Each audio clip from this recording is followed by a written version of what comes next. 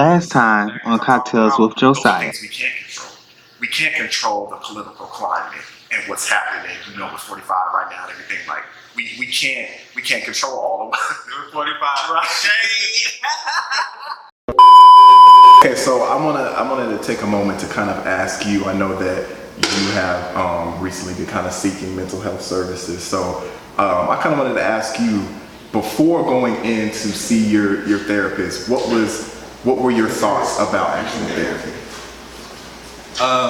Like kind of what were your preconceived notions prior to going in? Did you have any thoughts or feelings about it?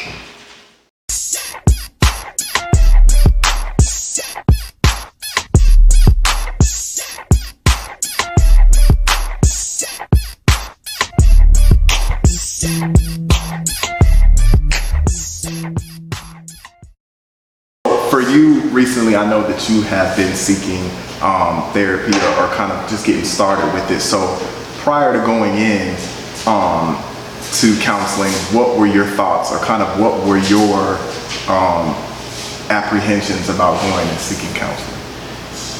First of all, therapy, I have never really thought of it like that because, you know, like I said, I had that mindset of that poor me mindset, and I was always felt like that I didn't know there was help. And I knew it happened around last year. Mm-hmm. I was living with a roommate I did not like, and his depressed ass dog. He had a depressed dog that he was living with, and I just wasn't happy.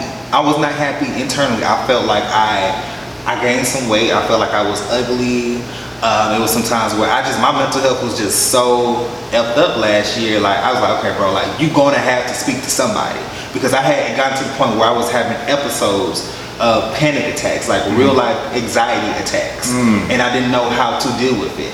And I think it was a trauma because with me growing up, you know, me not being around anybody or parents, you know, neglect us from parents, and with me being like, something happened to me when I was younger, like around my early teenage years, you know, being molested as a kid by a man, and also being raped.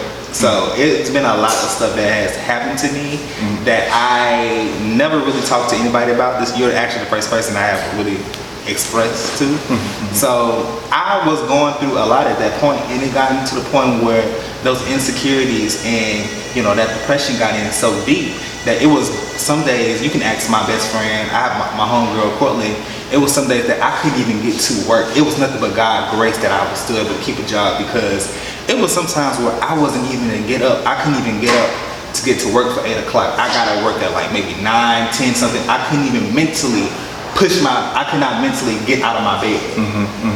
So it was just like, bro, like I really have to go ahead and talk to somebody about this whole situation, because it has gotten a mess, and I have to release. You know, I have been, I was watching this show on YouTube called Giants, and it's a show pretty much based off on BlackMental Health, and it talks about the importance on learning how to overcome your giants, and that is what inspired me to go to therapy.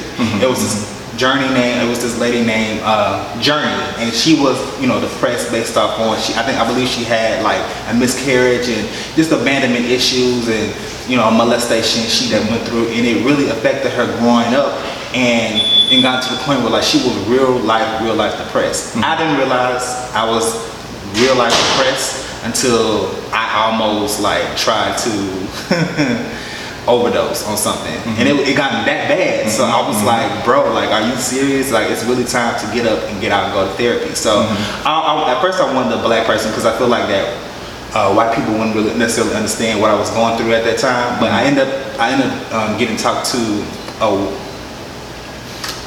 a white guy in his mid 30s, but it was like the best decision ever, because he has helped me go through so much. So and nobody never knew that I was going through that. Nobody never knew that I didn't even tell my best friend. So when this get released, people are gonna be like shook. So yes, wow. Yeah, like, cause you know, my last relationship, I was in a relationship with a guy, and I held so much in, and it's just like it got to the point where even sexually I couldn't even like do anything, because I was scared to have sex with anybody or touch me, because it's just like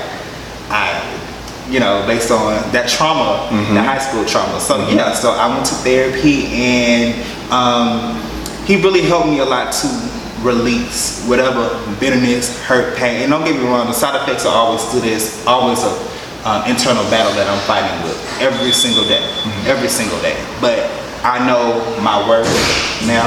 I know where God has me, where He wants me to be, and I want to be able to help other people who goes through the same thing, because it could be worse, but I work for every step. Yes, and again, thank you for sharing that, because to discuss what happened to you as a child or as a young man is very tough to do. So thank you for sharing that, with me and with everybody else. That takes a lot. That's big of you.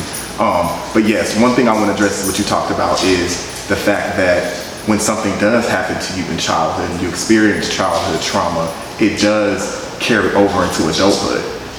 Those things happen to you when you were a young man, but you realized how much it was affecting you as an adult, and you saw yourself in another media platform, and you were able to say, like, wait a minute, me too. Like, I have to do something. And I'm so thankful, and I'm so glad that you are. But for Black Americans, I want them to think of this metaphor as you can only take so much. Like, think of a balloon. You can only take and put so much air into that balloon before it what? Before it pops, right? So I want them to think of that. How much can we take?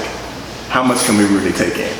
Day-to-day life, what's happening socially, politically, just about being a Black American, period. How much can you take? And once you start thinking about that, I want people to start scaling how big their balloon is. Because again, what you carry from childhood into adulthood does exist. And you still have to deal with what happened to you back then and what's happening to you now. So you're talking about circumstances, you were a child and being molested, to now you were an adult, and were you homeless at the time? Is that what you said? I was homeless like in my high school.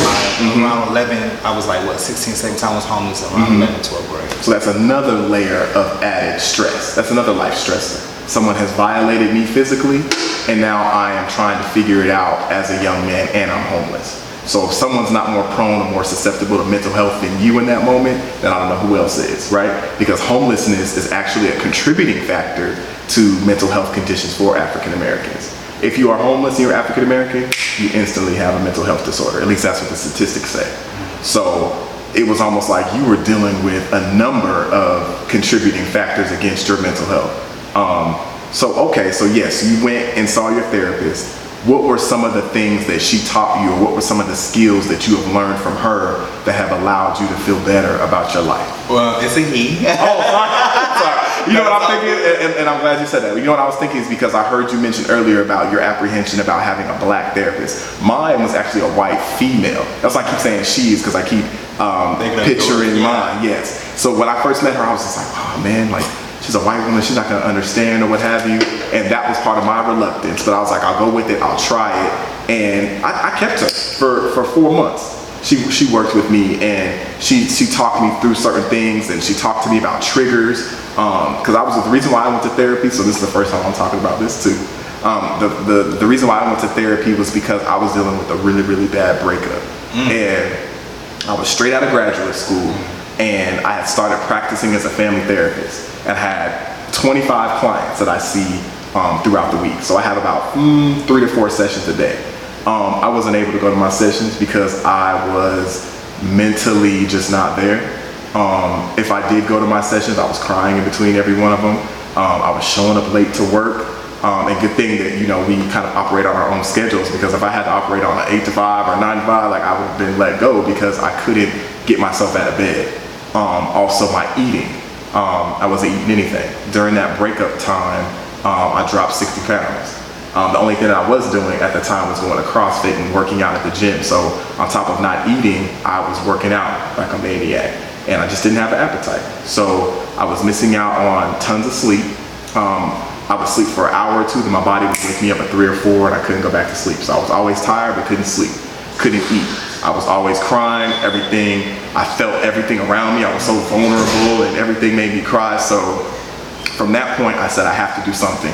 I can't be a mental health professional myself and not follow my own words, not follow my own suggestions. So from that point is when I was like, okay, I have to do something.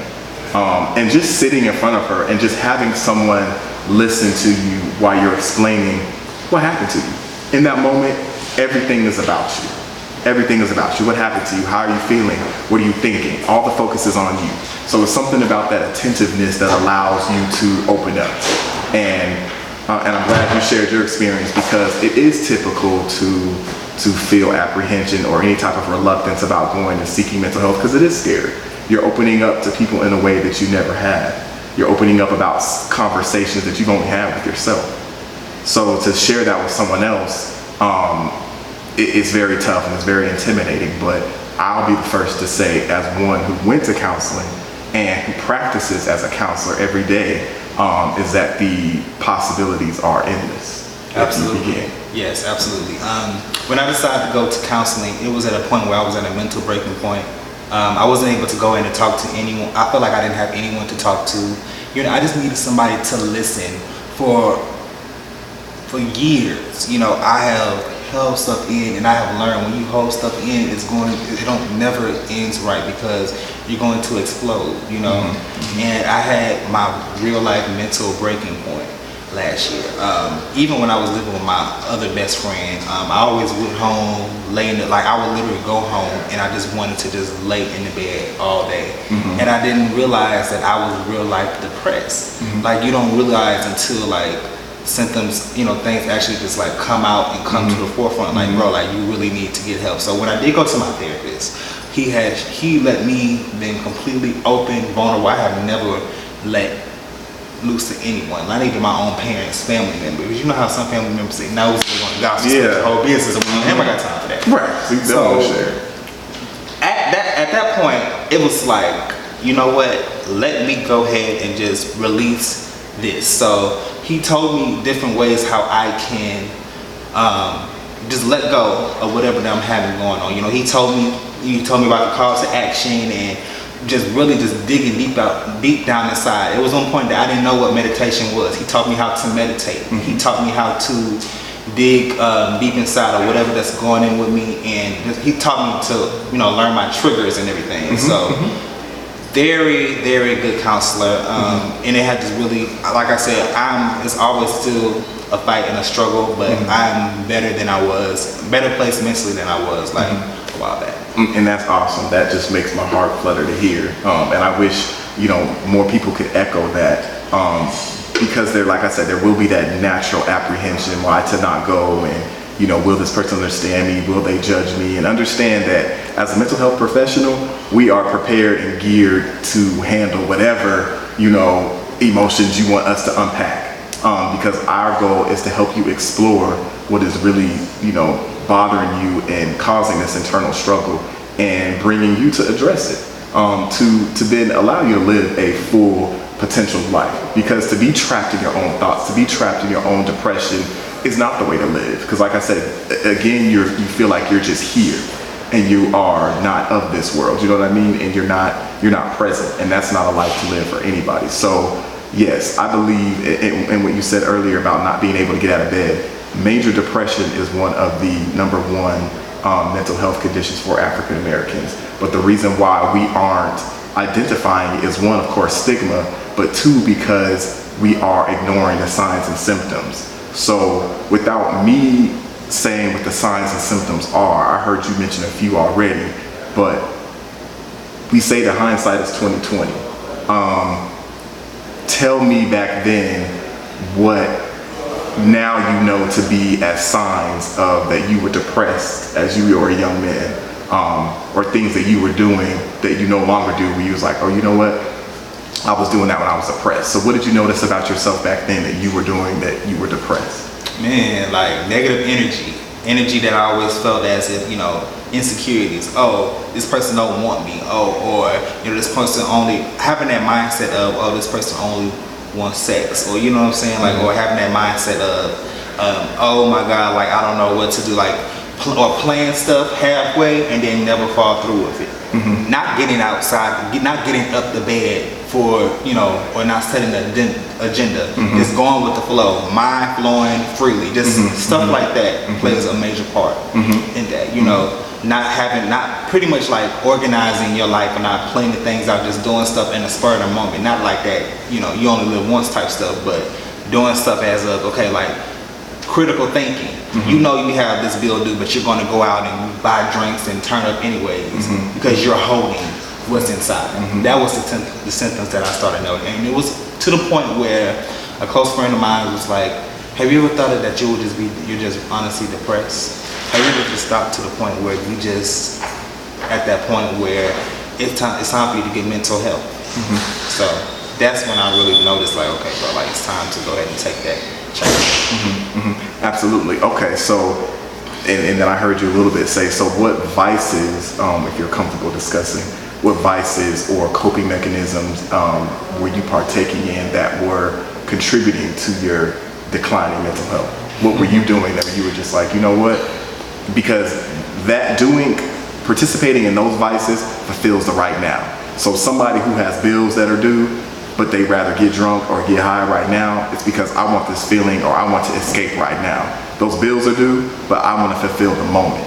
So for you, what were some things you were partaking in specifically? Drinking, porn, but it's mainly porn. I don't have like a drinking issue or anything. Like I drink maybe on the weekends. I don't really drink during the week, but it was mainly porn because I always felt like and it got to the point where it became an addiction. You know, it got to the point where I can never be sexually pleased. I don't know if you heard of erectile dysfunction, but it was gotten to the point where I was so depressed that I couldn't even sexually have a happy sexual life. So that was the main issue. Definitely, and sexual dysfunction is another element of depression or even anxiety. That's another sign that we ignore. We just think like we're not in the mood or something like that. But being that you're a young man, you know, in your 20s, your testosterone levels should be at a point to where, you know, you are always sexually engaged. And it's not much until further down the road to where you have issues with that. But that's another sign and symptom that people ignore. Another thing is body aches. A lot of people are like, why does my body ache? Or why am I getting these little local infections? It's because the stress that you put on your body, that's your body's physiological response to the stress. So we want to think that stress is all up here. No, your body responds to stress everywhere. Some people resort to gaining weight, some people resort to losing weight, people change their appetites, they have body aches or pains, some people have like pains on the side of they don't understand that these are physiological signs of depression, of anxiety. I can't get out of bed, I'm not showering every day, I'm not participating in personal hygiene. These are all signs and symptoms that something is wrong. You don't have the blues, you're not just down, you don't just need to snap out of it, you don't just need to pray. No, something needs to be done about it because the circumstances may change, but your mental health will only decline. Like I mentioned earlier, that we have to get in front of learning how to cope with things, because if not, everything that happens around us is going to chip away and take something out of us. Or another metaphor, it's like I said earlier about the balloon, how much can you take? You're okay for now, it's like, oh, okay, but then something else happens. And then you lose your job, or you get into a fight with your boyfriend or your girlfriend, or you don't have it this month for your rent. Different things are going to happen to where it's going to cause a trigger or some type of stress response on your body. So if we don't have those tools in place, then we are simply voluntarily participating in negative coping mechanisms. So to flip that, what are some positive coping mechanisms, or what has your therapist put in your toolbox that has propelled you forward or made you feel like you were living a better quality of life? Just knowing knowing when things are being tested. You know, sometimes you just gotta switch everything up. Sometimes maybe getting up earlier, and mentally I had to read a lot of self-help books to help me, and just to realize that I should be grateful for the things that I do have right now, and it could have been worse. And that alone has really helped me with my mental health, and that alone has really helped me to take everything to the next step, because you never know like what happens, or you never know like what's going to come. But I know right now like that I'm a maybe stronger person just mentally, because I know how to handle these certain things. So when I feel like that I'm down, or when I feel the anxiety coming over me, or because of financial woes or something like that, I'm like, but you know what? Your bills, all your bills paid. So, and you can only repeat. I understand some people make the same mistakes over and over, but I'm that person that takes me 1 or 2 times and I'm done. You know what I'm saying? So sometimes you gotta just switch up your pattern. Find something that makes you happy. And that's what I have made me learn. Just find something that will make me happy. You know, I feel like having a physical, something doing physical, mentally, and emotionally, find something that makes you proud. So Absolutely. And then I heard you mention meditation earlier, and mindfulness is a huge concept that I introduce to my clients, because being more present and aware of emotions and where we are allows us to be more calm. It centers us. So even if you're not going to therapy, or even if you're not seeking support, one thing I always encourage people to do is to meditate. And that's just as simple as, you can go on YouTube, you can find soft music, nature sounds, and just find yourself in a quiet room and just find your silence.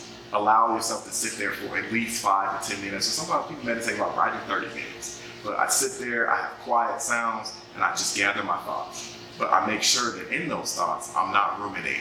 I'm not having negative thought patterns. I'm not telling myself negative things that are going to make my day worse. It's all about positivity and just bringing myself to a calm and being present. And that's what mindfulness does. So for you, what is your meditation practice, or what is your therapist encourage you to do in any form of mindfulness?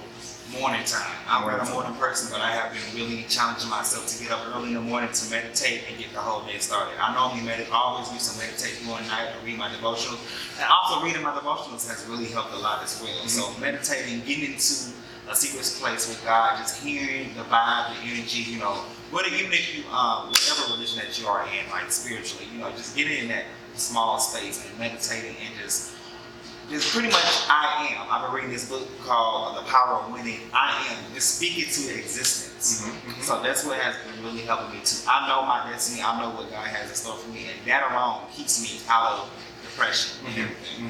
Yeah, absolutely. And you even sound more empowered in just saying that. And I can see the conviction on your voice. And you really believe that. And that's another element what I talked about earlier is self-talk. And what you tell yourself, that is so real. Think about it. We listen to ourselves because we are the only person we think about it.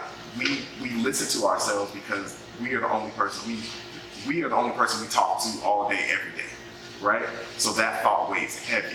What you think about yourself, what you say about yourself weighs very heavily. So if you can get in control of your thoughts and not allow your mind to tell you things that are not true, because typically what happens when we have a mental health disorder is our brain tells us things that are simply not true. Oh, everybody hates me, or for me specifically, when I start a new job, when I have to publicly speak, I think everybody's staring at me, everybody's waiting for me to mess up, and I tell myself these negative things, and when I get there, I'm nervous, my palms are sweating, my heart is racing. If you haven't gathered yet, this is me discussing my anxiety. I have anxiety. So, and another level of that is a social anxiety. There's tons of people in the room, and I'm telling myself they're all watching you, you're tall, and they're just watching for you to trip or mess up or something, so it creates a nervousness in me, all the while people are not thinking that. It's the furthest thing from their mind, but because that's the conversation I have with myself, it really affects how I feel and how I see the world. And it creates these lenses for me that are almost like beer gum. Same here, like with me with my haircut and everything, like if I don't get my haircut, if I don't look up to par, my eyebrows looking all bushy and stuff, I feel like I'm not going out nowhere tonight. I look a hot ass, I'm ugly as hell. You know what I'm saying? Like, I'm trying to get numbers, like I'm trying to get play. And I ain't stepping out with no crooked ass head. Right. So, you know, it all comes to that. And I know it's funny with it, but it's real life, y'all. Like, I'll be really going through when I'll be having my hair cut. I was like, today, I'm not coming on camera looking on hot ass mess. No, that's a real thing. That's a real thing. So once we feel good about ourselves on the outside, because that's the outside, right? The haircut, everything on the outside and on the inside, imagine what we can do. The possibilities are endless. Yeah. If I'm mentally strong, I believe I can do things, and I've gotten over that depression, or maybe not gotten over it, but I'm just dealing with it better. Now I want to wake up and participate in the world. You know what I'm saying? So it's a journey, but it's one that I believe is one that's sought after, one that needs to be sought after. So Plays on all of our mental health. I know for me specifically, when I was struggling with what I was going through back then and more recently, is being on social media kind of makes me feel like I have to keep up this idea of myself. I have to appear to be just the idea of perfectionism in itself. You have to look a certain way. You have to look like you are excelling in your career. You have to look like you're working out every day. You know, you just have to look like you're about something.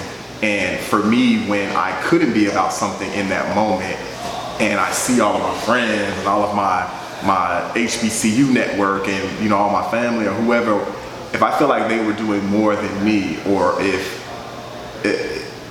in comparison to what I'm doing wasn't enough, I instantly became down on myself. Now for you, for somebody who works in media, what has the experience been like for you for social media and your mental health? Listen, social media can be the devil sometimes. It can be a gift when you working, you know, but it can be the devil as well, because when you're looking at other people on social media and when you see everybody like, you know, with the dope pictures and everything, sometimes it will mess with your mental health, I feel like, because personally with me, you know, like seeing some of my peers who's in that same industry, it is low-key like kind of a competition, I feel like. It is, you know, you're always, I'm not gonna say you're always fighting, but it's always trying to be like, ooh, look at me, you know, I'm making moves. When low-key, sometimes in reality, you're not making moves. And I have to remind myself every time when I, like, you know, as we talk about triggers and what are triggers, I have to remind myself every time I see Miss Keeley on social media, you know, trying out there to kill it on social media and like with her, you know, her latest outfits, you never know what goes down behind people, closed doors behind social media. You know what I'm saying? So I have to just remind myself that all the time. You have to learn how to trust your process. You have to learn how to be in, not necessarily be in a moment, but you have to learn how to you know, just be thankful of what's going on and, you know, just make moves behind the scenes, because those are the real winners. Absolutely. You know, so absolutely. That's how my take on it. And I agree with you, and I'm a lot of along the lines of the same thing. I agree. For some people, it's a hard pill to swallow that it's simply just not your season, right? It's simply just not your season, and that was a hard conversation I had to have with myself as well. Was that everything is not going my way right now. I see a lot of my friends being successful. I see a lot of my Facebook, Instagram friends, whatever, and achieving in ways that I wouldn't, or achieving in ways that I hadn't yet. That weighed heavy on me. That made me feel like I was behind the ball. And me constantly thinking that every day, it was that whole comparative thing. You're constantly comparing yourself to the idea of perfectionism. When, like you said, all the while, everybody's dealing with their own self. You know, this is just what they're putting on social media. This isn't necessarily what is happening per se, right? So I think we have to take that with a grain of salt too, and not allow social media to kind of dictate how we see ourselves, right? Because we're all in our own race. We're not in a race with each other, not with the person next to you, not with the person across the room. We're simply in a race with ourselves. You know what I mean? You're in competition with yourself. So I feel like that's another element that needs to be introduced, is eliminating this idea of perfectionism by way of social media. And another question I want to pose for you is, what is your take on perfectionism being for somebody that works in media? In what ways are you against that, or what have you seen as far as working in media and the whole comparative with social media and kind of, what do you think about it? Ooh, come on, reverse interview.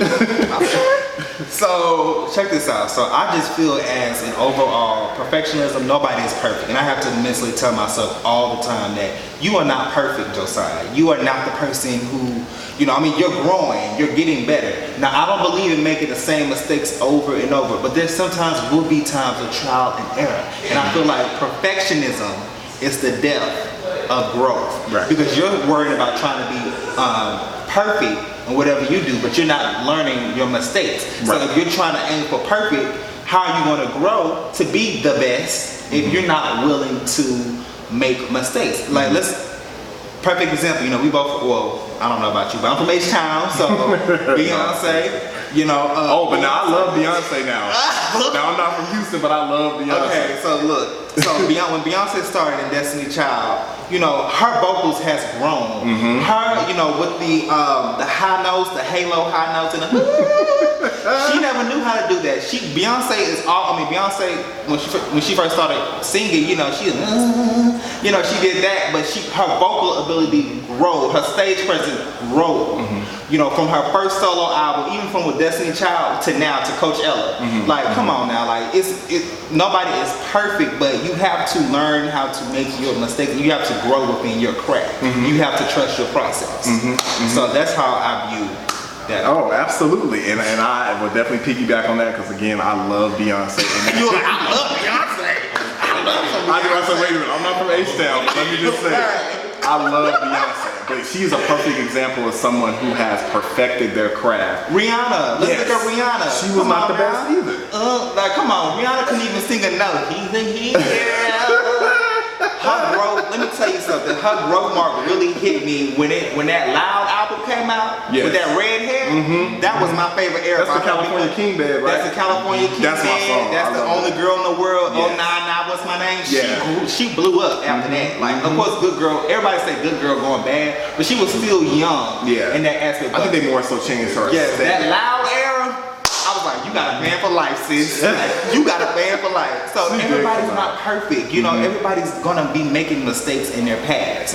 You know, but I think that you just have to be able to trust your process and grow within them. So absolutely. And to piggyback on that, I just want to say that yes, everybody, it may not be your season, but if you are comfortable, or if you're not comfortable, be comfortable where you are now and look at how much you can grow. What is your potential? Because looking at the right now, you're not satisfied with what's in front of you, but think about what can come to you in the future. So that's another element of thought I want to introduce into counseling, is just be comfortable and be content with what you have right now. You know what I'm saying? Let's be grateful and just show thanks for the things that we do have. You know what I mean? Because being on social media, you will get drawn into the idea that you gotta have this, you gotta look a certain way, you know, your skin gotta be clear, you gotta drink water, you gotta have a nice body, you gotta wear these clothes. There are so many ideas and things that tell us how we're supposed to be, but how many of us actually really want that idea of perfectionism? Absolutely. It's unachievable. It's like, I feel like even on social media, like, oh my God, I gotta stay skinny, but I'm actually embracing my thickness. Like, I got thick as fuck, like the past Come on, dude.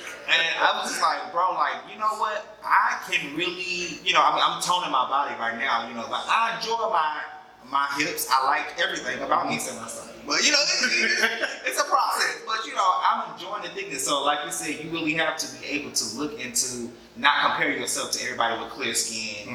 And, yeah, because it'll lead to nothing but disappointment. If I'm looking at somebody who has six-pack, clear skin, he's this and he's that, and I look at myself, I'm gonna be like, oh, well, dang, standing next to him or comparing myself to him makes me feel like I am nothing. Or comparing myself to her makes me feel like I am nothing. So being content where you are now and being in your own race and being like, I love who I am and I'm gonna build off of just this. I'm not worried about this person, I'm not worried about liking that picture or what have you. I'm simply just worried about perfecting who I am. So that's another element of thought that I wanted to introduce into counseling. And then to kind of just wrap that up, I want people to, if you aren't comfortable with seeking out your own mental health services, start with your provider. Start with your primary care physician. What they will do is they will do a small assessment kind of just to find out where you are. Are you dealing with anxiety symptoms? Are you dealing with depressive symptoms? And then they will refer you. From then you will have mental health. But it's just starting with your primary care physician, or simply jumping on Talkspace.com or Google sliding fee scale counseling services for whatever city or whatever community you're in, and letting people know there are other options besides having to pay for traditional therapy, which can be expensive. And also EAP, Employee Assistance Program, like I mentioned earlier, that's another service people are unaware of because it's not advertised as much. But an EAP program or an Employee Assistance Program allows you 3 free counseling sessions. And it's really unlimited, but after your 3 free ones, they reassess you and then they determine if you need more. But when they reassess you, if you say you still need counseling, they give it to you. So it's really unlimited counseling for free with the therapist of your choice. So definitely there are some barriers that keep us from pursuing mental health services, but I believe those barriers are ones that can be broken down. Okay. Those barriers are ones that can be reassessed and reprioritized. And some of those barriers simply only exist in our brain, for they are barriers. So what I want to call people to do again is to reevaluate the barriers that are keeping you from maybe not going to counseling, but paying more attention to your own mental health status. Not everybody who has negative mental health need to typically go to counseling, but it warrants a conversation and it warrants some type of attention. So you could easily start there. Start with your local organization. Start with EAP. You could do Talkspace. There are a number of alternatives to going to counseling, but I think it's worth the conversation. Absolutely. Thank you so much for sitting down with us today. Just really expressing light on the situation. I think that we had a very mind-blowing conversation. We had a healing moment. And it wasn't even I wouldn't even consider it as an interview, but more of an open discussion on what's going on in this world right now. And I want to thank you so much. Yes, where can we all follow you? Yes, you can follow me at Tyrone.Ariano on Instagram, or Tyrone Shealy on Facebook. I'm always posting little self-help. I'm always posting just little thoughts and tips on just how to get in front of mental health. But definitely follow me, Tyrone.Ariano on Instagram. All right, guys. Well, this is JosiahsWorldTV. Make sure you all like, comment, and subscribe. Let me know your personal mental health information. And we are out. Peace.